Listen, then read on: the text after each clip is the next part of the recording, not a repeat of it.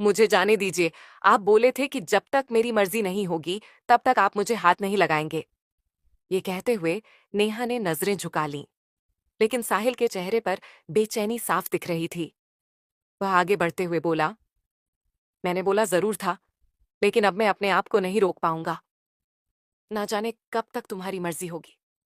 शादी को 4 साल होने वाले हैं, लेकिन तुमने एक बार भी मुझे अपने करीब नहीं आने दिया। नेहा का दिल जोर जोर से धड़कने लगा। उसकी आंखें डर और संकोच से भरी हुई थीं।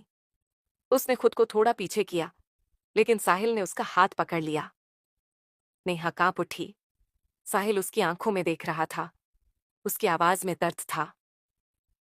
नेहा, तुम मुझसे दूर क्यों रहती हो? क्या मैंने तुम्हें कभी दुख दिया है? क्या मैंने कभी तुम्हारी खुशी में रुकावट डाली है? तो फिर यह दूरी क्यों? नेहा की आंखों में आंसू आ गए। उसने धीरे से कहा, साहिल, ऐसा नहीं है। मैं बस समझ नहीं पाती कि कैसे तुम्हारे करीब आऊं। मेरी परवरिश ऐसी हुई है कि मुझे हमेशा यही सिखाया गया कि औरत को शर्म और हया से रहना चाहिए।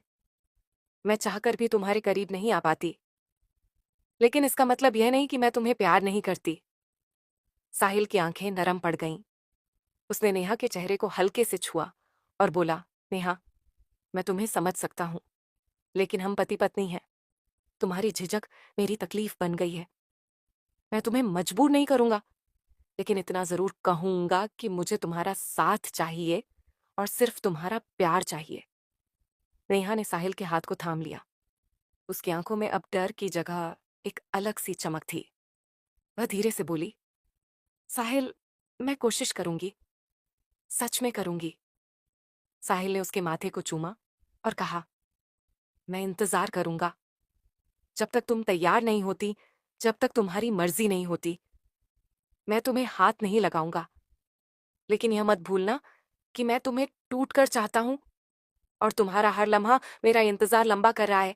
अगली सुबह नेहा की आंख खुली तो उसने खुद को साहिल की बाहों में पाया। हल्की मुस्कान उसके चेहरे पर आई। बीती रात की बातें याद कर वह थोड़ी शर्मा गई। धीरे से उसने खुद को साहिल की पकड़ से छुड़ाया और बिस्तर से उठकर वॉशरूम चली गई। ठंडे पानी से चेहरा धोते ही उसकी ताजगी लौट आई। रेडी होकर वह नीचे आई और सीधा पूजा घर की ओर बढ़ गई। दीपक जलाकर उसने भगवान का ध्यान किया और धीरे से आंखें बंद कर प्रार्थना करने लगी, मन ही मन। उसने अपनी नई जिंदगी के लिए आभार व्यक्त किया और अपने रिश्ते की खुशहाली की दुआ मांगी। तभी पीछे से साहिल ने आकर उसके कंधे पर हाथ रखा। नेहा ने पलटकर उसे देखा। उसके चेहरे पर एक अलग ही चमक थी। साहिल हल्के से मुस्कुराया और बोला, इतनी सुबह उठ गई? क्या कर रही हो? नेहा ने कहा, बस भगवान का शुक्रिया अदा कर रही थी और तुम्हारे लिए प्रार्थना कर रही थी। साहिल ने प्यार से उसे गले लगा लिया और बोला, जब तुम साथ हो तो किसी और प्रार्थना की जरूरत नहीं है। नेहा हल्की मुस्कान के साथ रसोई में चली गई और नाश्ता तैयार करने लगी। तभी सासू माँ आ गई और बोली, बहू इतनी सुबह सुबह उठ गई? नेहा ने हंसते हुए कहा, हाँ माँ जी। सासू माँ ने प्यार से उसके सिर पर हाथ फेरा और बोली, हमेशा खुश रहो बहू। तभी साहिल भी वहां आ गया और बोला, क्या बात है माँ, मेरी पत्नी की इतनी तारीफ कर रही हो? उसकी माँ ने हंसते हुए कहा, अब जब बहू इतनी अच्छी है तो तारीफ तो बनती है ना।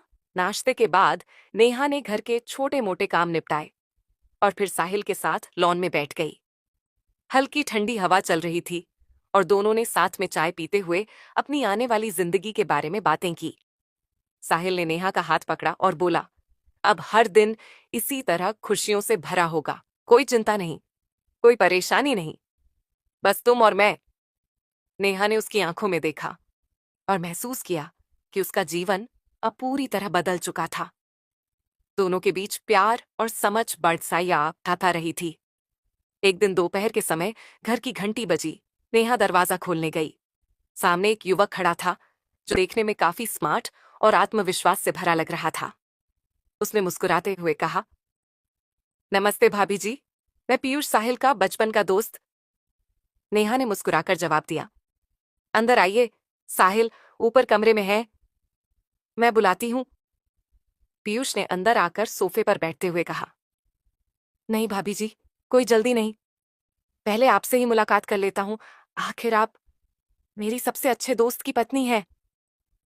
नेहा को उसकी बात थोड़ी अजीब लगी, लेकिन वह कुछ कहे बिना रसोई में चली गई और उसके लिए पानी व चाय तैयार करने लगी। थोड़ी देर बाद साहिल भी नीचे आ गया। दोनों दोस्तों की मुलाकात बहुत गर्मजोशी से हुई। दोनों ने पुरानी यादों को ताज़ा किया। काफी देर तक बातें होती रहीं। फिर साहिल ने कहा, पीयूष, आज हमारे साथ ही रुक जाओ। हम बहुत दिनों बाद मिले हैं। पीयूष ने हामी भर दी और रात को रुकने का फैसला कर लिया। शाम को नेहा खाना तैयार कर रही थी। तभी पीयूष चुपके से रसोई में आ गया। नेहा ने उसे देखकर हल्की मुस्कान दी और फिर से काम में लग गई। पीयूष ने टेबल पर रखे फल उठाए और खाते हुए बोला, भाभी जी, सच कहूं तो आप मेरी कल्पना से भी ज्यादा खूबसूरत हैं। आपकी तारीफ तो साहिल हमेशा करता था, लेकिन अब समझ आया कि वह सही कहता था। नेहा को उसकी बात ठीक नहीं लगी, लेकिन उसने सोचा कि शायद मजाक कर रहा होगा, इसलिए अनसुना कर दिया। रात का खाना खत्म हुआ और सब अपने अपने कमरों में चले गए। नेहा जब अलमारी में कुछ सामान रख रही थी, तभी उसे लगा कि कोई दरवाजे के पास खड़ा है। उसने मुड़कर देखा तो पीयूष था। वह दरवाजे से टेक लगाए उसे देख रहा था। नेहा को अजीब महसूस हुआ और उसने पूछा, कुछ चाहिए? पीयूष मुस्कुराते हुए बोला, हाँ भाभी जी, आपकी एक मुस्कान। नेहा गुस्से से बोली, पीयूष जी, ये क्या बेहुदा मजाक है? साहिल को पता चला तो अच्छा नहीं होगा। पीयूष हंसते हुए बोला, अरे गुस्सा क्यों हो रही हैं? मैं तो बस मजाक कर रहा था। नेहा ने कोई जवाब नहीं दिया और दरवाजा बंद कर लिया। अगले दिन सुबह पीयूष जाते जाते नेहा के करीब आकर धीरे से बोला, भाभी जी, आप बहुत खास हैं। काश हम पहले मिले होते। नेहा को अब समझ आ गया कि पीयूष की नीयत ठीक नहीं है। उसने तुरंत साहिल को यह सब बताने का फैसला किया। साहिल ने पीयूष की हरकतें सुनी तो गुस्से से आग बबूला हो गया। उसने तुरंत पीयूष का कॉल किया और उसे फटकार लगाई। पीयूष ने सफाई देने की कोशिश की, लेकिन साहिल ने उसे साफ कह दिया कि वह दोबारा उनके घर न आए। नेहा ने साहिल की तरफ देखा तो उसने प्यार से उसका हाथ पकड़ा और कहा, मैं हमेशा तुम्हारे साथ हूं। कोई भी तुम्हें तकलीफ देने की कोशिश करेगा तो मैं उसे बर्दाश्त नहीं करूंगा। नेहा ने राहत की सांस ली और महसूस किया कि उसका जीवन साथी उसके लिए हमेशा एक मजबूत दीवार की तरह खड़ा रहेगा। अगले दिन सुबह सुबह साहिल जल्दी ऑफिस चला गया और साहिल की मां भी सत्संग में चली गई थी। बस अकेली नेहा घर पर थी। डोरबेल बजा तो नेहा जाके दरवाजा खोली। सामने पीयूष को देख दरवाजा बंद करने लगी। अरे भाभी जी, ऐसा मेरे साथ क्यों कर रही है? मैंने तो कुछ गलत आपके साथ नहीं किया था। ये कहते हुए पीयूष जबरदस्ती घर के अंदर घुस जाता है। अगले दिन सुबह सुबह साहिल जल्दी ऑफिस चला गया और साहिल की मां भी सत्संग में चली गई थी। बस अकेली नेहा घर पर थी। वह घर के छोटे मोटे काम निपटा रही थी। तभी अचानक डोरबेल बजी। नेहा ने दरवाजा खोला। सामने पीयूष को देख उसका मन घबराने लगा। वह तुरंत दरवाजा बंद करने लगी, लेकिन पीयूष ने तेजी से अपना हाथ दरवाजे पर रख दिया और जबरदस्ती अंदर घुसते हुए बोला, अरे भाभी जी, ऐसा मेरे साथ क्यों कर रही हैं? मैंने तो कुछ गलत आपके साथ नहीं किया था। नेहा घबरा गई और पीछे हट गई। उसने गुस्से से कहा, तुम यहां क्यों आए हो? साहिल ने तुम्हें इस घर में आने से मना किया था। पीयूष हंसते हुए बोला, अरे भाभी जी, इतनी भी क्या नाराजगी? मैं तो बस आपसे माफी मांगने आया हूं। नेहा ने सख्ती से कहा, माफी मांगनी है तो बाहर से ही मांगो। मुझे तुमसे कोई बात नहीं करनी। लेकिन पीयूष ने दरवाजा अंदर से बंद कर लिया और बोला, आप इतनी खूबसूरत हैं भाभी जी। आपकी नजरों में बस एक बार अपनापन देखना चाहता हूं। नेहा की आंखों में डर झलकने लगा। उसने तेज आवाज में कहा, अगर तुमने एक कदम भी आगे बढ़ाया तो मैं चिल्ला दूंगी।